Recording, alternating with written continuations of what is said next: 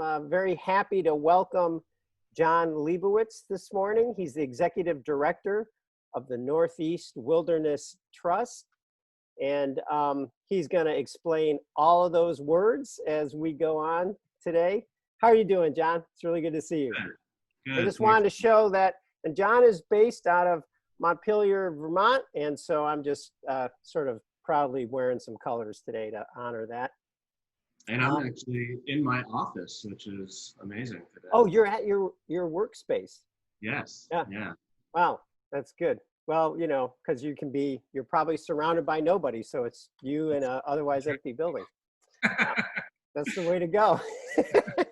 Anyways, it's good. It's good to see you. Good to see you happy and healthy. And I want to thank you so much for agreeing to do this. You've prepared some beautiful slides, so we'll get into those in a minute. But, you know, it'd be great to get to know you, for the audience to get to know you a little bit.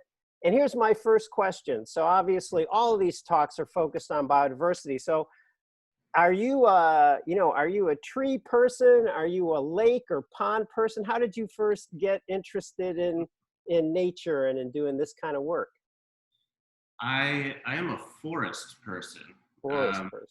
I hesitate to say I'm a tree person because I am so bad with remembering species names that I would be lying if I said that I know all the species of trees in my neighborhood here. But I'm definitely somebody that enjoys being in the woods, and not even honestly knowing that much about what's around me, but just the experience of being in the forest and appreciating the incredible biodiversity here in Vermont, especially where I grew up in South Florida. In the Everglades, there's incredible diversity down there as well. So I love the richness of life, and I feel like for me that is most captured being in the woods, which is why I ended up in New England. We've got beautiful forests here. I was born and raised in Miami, so as urban as it gets, essentially. And so I've spent most of my life between Florida, Colorado, and Vermont. And speaking of, that diversity of landscapes, I started my professional career in Colorado, in Southwest Colorado, in the high desert on the Colorado. In Cortez, Colorado, which is the most southwestern city in the state. And I loved it out there. I really enjoyed the high country. But the entire 5 or so years that I was there, there was always a kind of a grabbing back, a gnawing to get back into the forests of Vermont. And I was never able to really feel at home in the desert, although I did enjoy being out there and went on a lot of great adventures in the wild country out there. My undergrad was in Boulder. I went to CU Boulder, and I was a political science major with the intent of going to law school. And after college, I ended up in Vermont because I didn't know what to do with my life. I didn't have a job. And I found a position at a state park here in Vermont. And I spent a summer at Elmore State Park, which is a beautiful state park at the northern edge of the Worcester Range, 30, 40 minutes north of Montpelier. And after a summer there, I started at Vermont Law School as a master's student. And then after I got my master's, I stayed for law school. So I got my JD, also at Vermont Law School. After graduating, my intent was to work in the private land trust movement. I got exposed to that while at law school. Took a great class on conservation easement drafting, and it really shifted my focus from public land issues and kind of a desire at the time to work for an organization like the Wilderness Society. And I shifted pretty dramatically to land trust work, working on land use and contract law and those sorts of classes. Did a couple internships at Land Trust here in Vermont, and then moved to Colorado to work at the Montezuma Land Conservancy. And then from there, within 2 years, I was I became the executive director. I was promoted at MLC.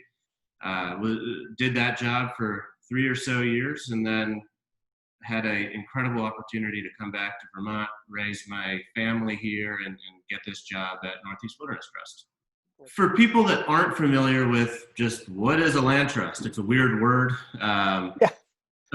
It's a good, trust is a good word, but it's like right, but it's different than what people often think of as like wills and estates and trusts. right. A land trust is a nonprofit organization. This is from. Oops, sorry about that. This is from the Land Trust Alliance, and basically, land trusts are involved in acquiring property. We, as a community, focus largely on perpetual conservation, whether those are working forests or forever wild or farmland, whatever it may be. We generally work on perpetual conservation. And the two large tools that we do that with or do it through is conservation easements, which is a perpetual deed restriction that runs with the land forever. So when Bob and Sue protect their farm with a conservation easement after their lifetimes, that easement is there forever. And their successors and 3-4 generations down the road, they're all living with that conservation easement. Even at Northeast Wilderness Trust, where we proudly say we protect nature for nature's sake, we also recognize that there is an incredible importance for people to experience these lands, love them, and as Sylvia Earle says, one of my favorite quotes, and I'll butcher it a little bit, but the general idea is you have to learn to love something before you're moved to save it. And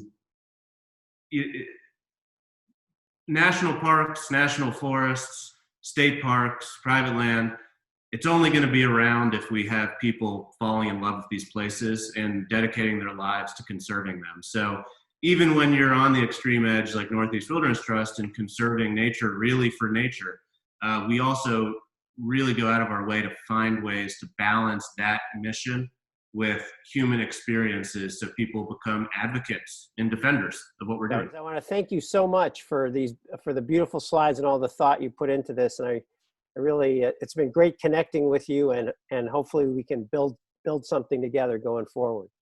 Absolutely, and thank you for all your work. We are very eager to find ways for us to, formally partner with Half Earth. We're one teeny little incremental piece of a much larger picture, but it's going to take, as you said, a lot of folks working on this in every corner of the world. And I think the work we do and the work you do is it's important. It's tied to one another. And I'm excited to find ways to continue working together. So.